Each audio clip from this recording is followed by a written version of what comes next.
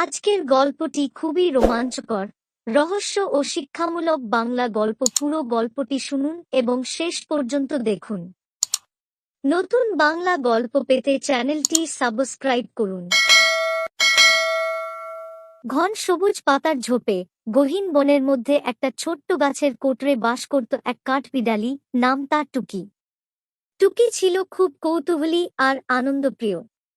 প্রতিদিন সে জেগে উঠেই বনের চারদিকে ছুটে বেড়াত, কখনো ফুলের ঘ্রাণ নিতে, কখনো তাজা বাদাম খুঁজতে, আবার কখনো শুধুই গাছ থেকে গাছে লাফিয়ে বেড়াতে। কিন্তু আজকের সকালটা ছিল অন্যরকম। ভোরবেলা টুকি চোখ খুলে দেখল চারদিক যেন রঙে রঙে ভরে গেছে। গাছের পাতাগুলোর রং সবুজ নয়, বরং নীল, লাল, হলুদ আর বেগুনি।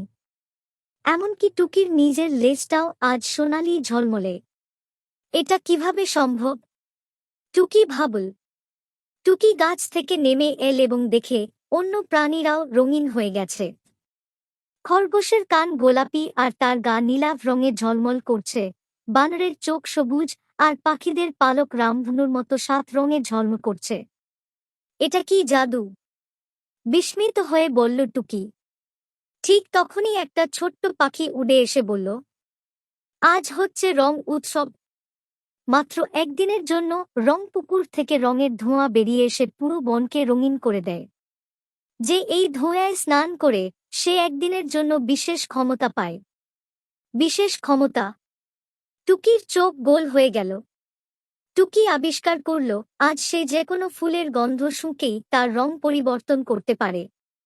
হলুদ ফুলের গন্ধ নিলে সে হয়ে যায় নীল, নীল ফুলের গন্ধ নিলে হয়ে যায় লাল, লাল ফুলের গন্ধ নিলে হয়ে যায় সবুজ। শুধু তাই নয়, তার আজকের আরেকটি বিশেষ ক্ষমতা হল অন্যান্য প্রাণীর ভাষা বুঝতে পারা। এতদিন ধরে যে হরিণটি শুধু মু মু করে কিচিরমিচির করত, আজ তার কথা টুকি স্পষ্ট বুঝতে পারল। বন্ধু টুকি, চলো আমরা সবাই আজ রঙের মেলায় যাই। বনের মাঝখানে ছিল বিশাল একটা মাঠ। সেখানে আজকের জন্য বসেছে রঙের মেলা। সেখানে আছে রঙিন বাতাসে ভেসে বেড়ানো ফানুস, রঙিন বাদামের দোকান, হাসির খেলা আর প্রাণীদের নাচ। সবার সামনে দাঁড়িয়ে এক বৃদ্ধ কচ্ছপ ঘোষণা দিল, আজ যে প্রাণী সবচেয়ে বেশি রঙে রঙিন হয়ে সবাইকে সাহায্য করবে ও হাসাবে, তাকে বনের রংরাজা ঘোষণা করা হবে। টুকি এটা শুনেই ভাবল, আমি চেষ্টা করব। আমি হব রংরাজা। টুকি ছোট্ট লাফ দিয়ে গিয়ে প্রথমে এক বুড়ো খরগোশকে দেখে, যার ছানারা হারিয়ে গেছে। টুকি নীল ফুলের ঘ্রাণ নিয়ে হয়ে গেল উজ্জ্বল লাল, যেন একটা রঙিন বাতি। তারপর গাছের উপরের ডালে লাফিয়ে ছানাদের দেখতে পেয়ে ডাক দিল, এই যে ছোট্টরা, তোমার মা তোমাদের খুঁজছে। ছানারা একে একে নেমে এসে মায়ের কোলে ফিরে গেল। এরপর টুকি দেখতে পেল একটি ছোট্ট চড়ুই পাখি তার এক ডানায় আঘাত পেয়েছে। সে কাছে গিয়ে নিজের লেজ দিয়ে ডানাটিকে জড়িয়ে রাখল, যতক্ষণ না পাখিটা আবার উড়ে যেতে পারল। একটি হাতি রঙিন বাদাম খেতে গিয়ে তার শুঁড়ে আটকে ফেলেছিল। টুকি তার শুঁড়ের ভিতরে গিয়ে বাদামটিকে ঠেলে বের করে দিল। সবাই টুকির প্রশংসায় পঞ্চমুখ। সব আনন্দের মাঝেই হঠাৎ আকাশ কালো করে এলো।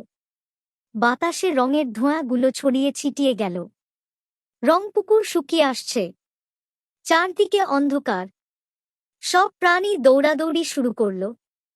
বৃষ্টি নামার আগে সবাই রং হারানোর ভয়ে কাঁপছে। কিন্তু টুকি বলল, আমরা সবাই মিলে যদি আমাদের রং ও আনন্দ একে অপরের সঙ্গে ভাগ করে নিই, তাহলে কোনো ভয় থাকবে না। টুকি নিজেই নিজের রং একে একে অন্যদের গায়ে ছড়াতে শুরু করল, একটু করে নীল, একটু করে সোনালি, একটু করে সবুজ। সবাই তার দেখাদেখি একে অপরের গায়ে রং ছড়াতে লাগল। ঝড় থেমে গেল। রং আবার ফিরে এল। বৃদ্ধ কচ্ছপ এসে বললেন, এই রঙের দিনে যে প্রাণী নিজের রং শুধু নিজের জন্য নয়, বরং অন্যদের মুখে হাসি ফোটাতে ব্যবহার করে, সেই সত্যিকারের রংরাজা।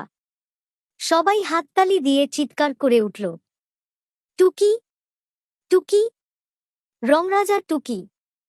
টুকির গায়ে এখন 7 রঙের আলোর ছটা, লাল, নীল, হলুদ, সবুজ, বেগুনি, কমলা আর সাদা। সে হেসে বলল, রং মানে শুধু বাহারি রং না, রং মানে ভালোবাসা, সাহায্য আর বন্ধুত্ব। সন্ধ্যায় টুকি তার গাছের কোটরে ফিরে এলো। আজকের দিনটা ছিল জীবনের সবচেয়ে রঙিন দিন। তার ছোট্ট হৃদয়ে এখন রয়ে গেছে অনেক স্মৃতি, অনেক হাসি আর অনেক বন্ধু।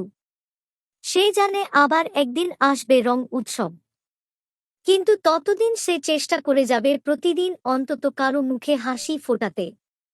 সেটাই তো জীবনের সবচেয়ে সুন্দর রং। আর বাইরে পাতার ফাঁকে এক টুকরো রামধনু চুপি চুপি তাকিয়ে আছে রংরাজা টুকির দিকে। এই গল্পটি যদি একটু ভালো লাগে তাহলে দয়া করে লাইক সাবস্ক্রাইব করুন।